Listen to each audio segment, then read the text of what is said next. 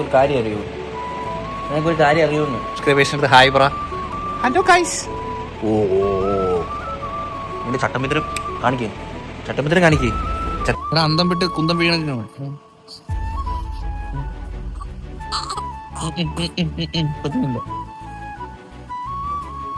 എന്തോ വലിയ ആലോചനയിലാണല്ലോ, എന്തോ പറ്റി?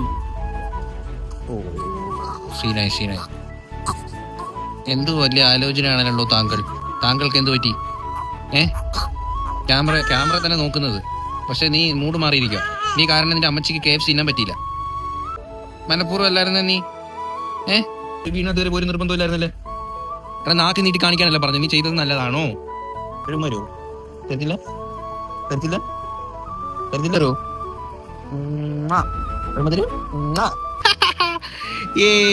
ഉമ്മ തന്നെ എന്റെ വാവ, എനിക്ക് ഉമ്മ തന്നെ അമ്പ എനിക്ക് ഉമ്മ തന്നെ.